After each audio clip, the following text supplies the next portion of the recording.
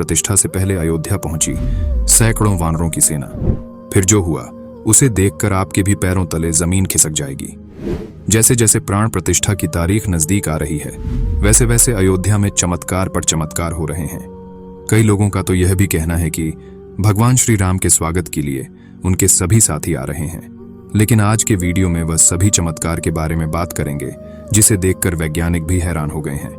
मंदिर निर्माण के दौरान हुए चमत्कारों को सुनकर आप भी चौंक जाएंगे। चैनल पर नए हो तो सब्सक्राइब अवश्य करें, और अगर आप सच्चे सनातनी हो तो कमेंट में जय श्री राम जरूर लिखें। दोस्तों, भारत के इतिहास में 22 जनवरी 2024 का दिन सुनहरे अक्षरों में दर्ज किया जाएगा। यह पल सभी के लिए बहुत ही खास और ऐतिहासिक होने वाला है। सभी राम भक्त इस ऐतिहासिक पल के साक्षी बनेंगे। मीर बाकी के मस्जिद बनाने के 330 साल बाद 1858 में बाबरी मस्जिद परिसर में हवन पूजन करने को लेकर एक FIR दर्ज हुई थी। धीरे धीरे 1885 में पहली बार यह मामला अदालत में पहुंचा। धीरे धीरे बात इतनी बढ़ गई कि सन 1992 को गुस्साए लोगों ने बाबरी मस्जिद को गिरा दिया। 134 साल तक चली कानूनी लड़ाई के बाद 9 नवंबर 2019 को सर्वोच्च न्यायालय के द्वारा राम मंदिर के पक्ष के फैसले से यह विवाद खत्म हुआ, और इस फैसले से 140 करोड़ लोगों को खुशी हुई। बता दें कि श्री राम जन्मभूमि अयोध्या में 70 एकड़ भूमि पर बने भव्य राम मंदिर में रामलला की मूर्ति की प्राण प्रतिष्ठा 22 जनवरी 2024 को होनी है। इस तारीख का सभी को बेसब्री से इंतजार है। लगातार भक्तों में मंदिर के उद्घाटन की उत्सुकता बढ़ती जा रही है। भगवान श्री राम के मंदिर की चर्चा सिर्फ अयोध्या में ही नहीं बल्कि विश्व भर में हो रही है। इस भव्य कार्यक्रम की तैयारियां अब अंतिम दौर में है। राम मंदिर की प्राण प्रतिष्ठा का कार्यक्रम हफ्ते भर चलेगा, जिसमें मुख्य अतिथि के रूप में देश के प्रधानमंत्री नरेंद्र मोदी होंगे। जब माता सीता का रावण ने हरण कर लिया तो प्रभु श्री राम ने रामेश्वरम से श्रीलंका तक जाने के लिए राम सेतु का निर्माण किया था। तब राम सेतु को बनाने के लिए वानर सेना ने महत्वपूर्ण भूमिका निभाई थी। ऐसा भी कह सकते हैं कि बिना वानर सेना के राम सेतु बनना असंभव था। साथ ही साथ अन्य कई पशु पक्षियों ने भी राम सेतु बनाने में अपना अनमोल योगदान दिया था। क्योंकि आप जानते ही होंगे कि राजा सुग्रीव और नल, नील व बाकी सेना वानर प्रजाति की थी। इसके साथ ही जामवंत जी भालू थे और जटायु जी गिद्ध प्रजाति के थे। इसके बाद प्रभु श्री राम ने रावण का वध किया और पुनः अयोध्या लौटे। तब धूमधाम से दीपावली का पर्व मनाया गया। अब जैसे जैसे प्राण प्रतिष्ठा का समय नजदीक आ रहा है, वैसे वैसे कई चमत्कार अयोध्या में देखने को मिल रहे हैं। हाल ही में एक गिद्धों का बहुत बड़ा झुंड अयोध्या में देखा गया है। ऐसा कह रहे हैं ये गिद्ध कई सालों पहले विलुप्त हो चुके थे, लेकिन अचानक से इन गिद्धों का सामने आना भगवान श्री राम से जुड़ा बहुत बड़ा चमत्कार बताया जा रहा है। साथ ही साथ अयोध्या के लोग इन्हें जटायु का वंशज बता रहे हैं और उनकी पूजा कर रहे हैं। दोस्तों, अयोध्या नगरी के अंदर ही भगवान श्री राम का जन्म हुआ था, जिसका जिक्र वाल्मीकि की रामायण में भी है। सालों तक चले राम राज्य के बाद जब श्री राम ने जल समाधि ले ली तो अयोध्या नगरी सुनी हो गई। पौराणिक मान्यताओं के अनुसार उज्जैनी के राजा विक्रमादित्य जब यहाँ आखेट करने आए तो उन्हें उजाड़ भूमि पर कुछ चमत्कार दिखाई देने लगे। खोज की तो पता चला कि यह श्री राम की जन्मभूमि है। इसके बाद उन्होंने यहाँ श्री राम के भव्य मंदिर का निर्माण कराया, जिसमें काले रंग के कसौटी पत्थर वाले चौश स्तंभ थे। समय समय पर यहाँ राजाओं मंदिर की देखभाल की, लेकिन 14वीं शताब्दी में जब भारत में मुगलों का शासन हुआ तो श्री राम जन्मभूमि को नष्ट कर वहां बाबरी मस्जिद बना दी गई। 1525 में राम जन्मभूमि मंदिर को बाबर के सेनापति मीर बांकी ने ध्वस्त करवाया था। बाबरी मस्जिद की 3 गुंबद थी, जिसके बाहरी हिस्से में एक चबूतरे में श्री राम के बाल स्वरूप की पूजा होती थी। इसे राम चबूतरा कहते थे।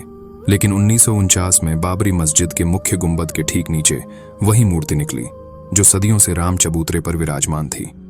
बाबरी मस्जिद और राम जन्मभूमि मंदिर पर सालों चले विवाद के बाद आखिरकार श्री राम की अपनी जन्मस्थली पर प्राण प्रतिष्ठा हो रही है। दोस्तों, अयोध्या में दुनिया का सबसे बड़ा विशाल मंदिर बन रहा है। लोग बेसब्री से इंतजार कर रहे हैं। राम मंदिर के लिए कुल 67 एकड़ जमीन है, जिसे से 2 एकड़ में मंदिर बन रहा है। पहले मंदिर के मुख्य शिखर की ऊंचाई 128 फीट थी, अब यह 1661 फीट होगी। 3 की जगह 5 गुंबद और एक मुख्य शिखर होगा। वैसे तो साल 2020 में ही काम शुरू कर दिया गया था। प्रधानमंत्री नरेंद्र मोदी ने 5 अगस्त 2020 को अयोध्या में राम मंदिर की आधारशिला रखी थी। साल 1992 में बाबरी मस्जिद को ढा दिया गया था, जिसके बाद हिंदू पक्ष और मुस्लिम पक्ष के बीच इलाहाबाद हाई कोर्ट से लेकर सुप्रीम कोर्ट तक लंबी कानूनी लड़ाई चली। इसके बाद नवंबर 2019 को सुप्रीम कोर्ट ने ऐतिहासिक फैसला सुनाया और आदेश दिया कि अयोध्या में विवादित जमीन पर मंदिर बनाया जाए। इस फैसले में यह भी शामिल था कि केंद्र सरकार मस्जिद के निर्माण के लिए सुन्नी वक्फ बोर्ड की 5 एकड़ वैकल्पिक जमीन उपलब्ध कराए। अब एक सवाल यह है कि आखिर अयोध्या में भगवान श्री राम की मूर्ति बनाने के लिए नेपाल से 2 विशाल पत्थरों को लाया गया था। इन पत्थरों को लाने के बाद आखिर क्यों उन पत्थरों से मूर्ति नहीं बनाई गई? ऐसी क्या वजह थी कि नेपाल के उन 2 पत्थरों की जगह दूसरे पत्थरों का इस्तेमाल किया गया? दरअसल राम मंदिर के निर्माण का काम पूरा होने के बाद फरवरी में नेपाल के काली गंडकी तट से 2 शिला अयोध्या लाई गई थी। इन 2 शिला का वजन 14 टन और 27 टन था। शुरुआत में इन शिला से राम मूर्ति बनाए जाने की बात सामने आई, लेकिन बाद में पता चला कि इन शिला को राम मूर्ति बनाने के लिए उचित नहीं पाया गया। भारतीय मीडिया में छपी कुछ खबरों के मुताबिक इन पत्थरों से मूर्ति नहीं बनाए जाने की एक वजह राम मंदिर से जुड़े संतों की ओर से जताई गई आपत्ति थी। खबरों के मुताबिक कुछ संतों का मानना था कि इन पत्थरों को मूर्ति निर्माण में इस्तेमाल नहीं कर सकते, क्योंकि कालिंदी की चट्टानों को तोड़ा नहीं जाना चाहिए, क्योंकि वे शालिग्राम के बराबर हैं। हालांकि अयोध्या पहुंचे नेपाली प्रतिनिधियों के मुताबिक इन शिलाओं की तकनीकी जांच के बाद मूर्तिकार ने कहा कि ऐसी शिला से मूर्ति तराशना संभव नहीं है। इसके बाद दूसरे पत्थरों से मूर्तियां बनाई गई। नेपाली प्रतिनिधियों के मुताबिक 27 टन वजनी शिला पर मूर्ति तराशने की कोशिश की गई थी, क्योंकि चट्टान वजनी शिला को शालिग्राम माना गया, लेकिन 27 टन वाली शिला भी उपयुक्त ना पाए जाने के बाद दोनों शिलाओं को राम मंदिर निर्माण स्थल के पास रखा गया है। भारतीय मीडिया के मुताबिक राम मंदिर के गर्भगृह में रखने के लिए देश की अलग अलग जगहों से लाए गए पत्थरों से 3 मूर्तियां बनाई गई हैं। इनमें से सबसे अच्छी मूर्ति का चयन कर उसे गर्भगृह में स्थापित किया। वैसे बात करते हैं राम मंदिर के इतिहास की, तो इतिहासकारों के अनुसार कौशल प्रदेश की प्राचीन राजधानी अवध को कालांतर में अयोध्या और बौद्ध काल में साकेत कहा जाने लगा। अयोध्या मूल रूप से मंदिरों का शहर था। हालांकि यहाँ खुदाई के वक्त आज भी हिंदू, बौद्ध एवं जैन धर्म से जुड़े मंदिरों के अवशेष देखे गए, जिसमें खंभों से लेकर हिंदू आकृतियां बनी हुई थीं। अयोध्या नगरी में होने का वर्णन भी वाल्मीकि रामायण में मिलता है। कहते हैं कि भगवान श्री राम के जल समाधि लेने के पश्चात अयोध्या कुछ काल के लिए उजाड़ सी हो गई थी, लेकिन उनकी जन्मभूमि पर बना महल वैसे का वैसा ही था। भगवान श्री राम के पुत्र कुश ने एक बार पुण्य राजधानी अयोध्या का पुनर्निर्माण कराया। इस निर्माण के बाद सूर्यवंश की अगली 44 पीढ़ियों तक इसका अस्तित्व आखिरी राजा महाराजा बृहदबल तक अपने चरम पर रहा। कौशल राज बृहदबल की मृत्यु महाभारत युद्ध में अभिमन्यु के हाथों हुई थी। महाभारत के युद्ध के बाद अयोध्या उजड़ सी हो गई, मगर श्रीराम जन्मभूमि का अस्तित्व फिर भी बना रहा। इसके बाद यह उल्लेख मिलता है कि ईसा के लगभग 100 वर्ष पूर्व उज्जैन के चक्रवर्ती सम्राट विक्रमादित्य एक दिन आखेट करते करते अयोध्या पहुंच गए। थकान होने के कारण अयोध्या में सरयू नदी के किनारे एक आम के वृक्ष के नीचे वे अपनी सेना सहित आराम करने लगे। उस समय यहाँ घना जंगल हो चला था, कोई बसावट भी यहाँ नहीं थी। महाराज विक्रमादित्य को इस भूमि में कुछ चमत्कार दिखाई देने लगे। तब उन्होंने खोज आरंभ की और पास के योगी व संतों की कृपा से उन्हें झांत हुआ कि यह श्री राम की अवध भूमि है। उन संतों के निर्देश से सम्राट ने यहाँ एक भव्य मंदिर के साथ ही कूप, सरोवर, महल आदि बनाए।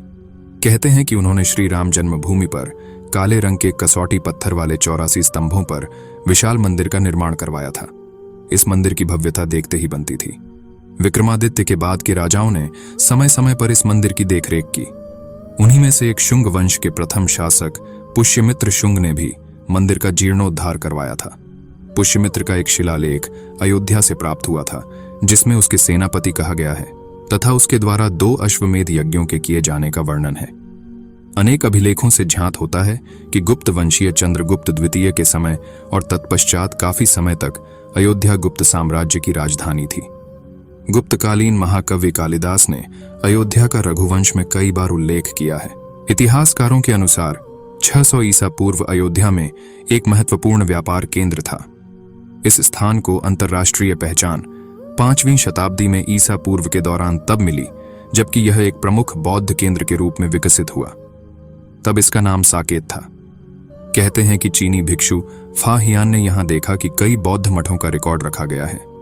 यहाँ पर 7वीं शताब्दी में चीनी यात्री हुएनसांग आया था।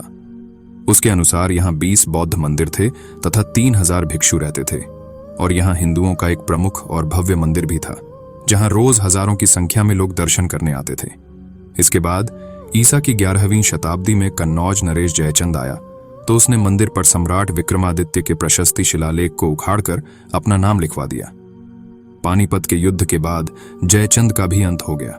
इसके बाद भारतवर्ष पर आक्रांताओं का आक्रमण और बढ़ गया। आक्रमणकारियों ने काशी, मथुरा के साथ ही अयोध्या में भी लूटपाट की और पुजारियों की हत्या कर मूर्तियां तोड़ने का क्रम जारी रखा। लेकिन 14वीं सदी तक वे अयोध्या में राम मंदिर को तोड़ने में सफल नहीं हो पाए। विभिन्न आक्रमणों के बाद भी सभी झंझावातों को झेलते हुए श्री राम की जन्मभूमि पर बना भव्य मंदिर 14वीं शताब्दी तक बचा रहा। कहते हैं कि सिकंदर लोदी के शासनकाल के दौरान यहां मंदिर मौजूद था। 14वीं शताब्दी में हिंदुस्तान पर मुगलों का अधिकार हो गया और उसके बाद ही राम जन्मभूमि एवं अयोध्या को नष्ट करने के लिए कई अभियान चलाए गए। अंततः 1527 से 28 में इस भव्य मंदिर को तोड़ दिया गया और उसकी जगह बाबरी ढांचा खड़ा किया गया। कहते हैं कि मुगल साम्राज्य के संस्थापक बाबर के एक सेनापति ने बिहार अभियान के समय अयोध्या में श्री राम के जन्म स्थान पर स्थित प्राचीन और भव्य मंदिर को तोड़कर एक मस्जिद बनवाई थी, जो 1992 तक विद्यमान रही।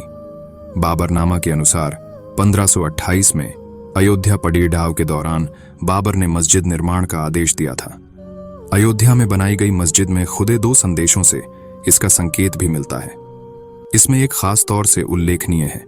इसका सार है, जन्नत तक जिसके न्याय के चर्चे हैं, ऐसे महान शासक बाबर के आदेश पर दयालु मीर बकी ने फरिश्तों की इस जगह को मुकम्मल रूप दिया। हालांकि यह भी कहा जाता है कि अकबर और जहांगीर के शासनकाल में हिंदुओं को यह भूमि एक चबूतरे के रूप से सौंप दी गई थी, लेकिन क्रूर शासक औरंगजेब ने अपने पूर्वज बाबर के सपने को पूरा करते हुए यहाँ भव्य मस्जिद का निर्माण कर उसका नाम बाबरी मस्जिद रख दिया था। लेकिन अंत में बाबरी मस्जिद का भी विध्वंस कर दिया गया और इस जमीन पर कई वर्षों तक कैसे चलता रहा और अंत में यह जमीन हिंदुओं को सौंप दी गई, जिस पर आज श्री रामलाल का भव्य मंदिर बनकर तैयार हो चुका।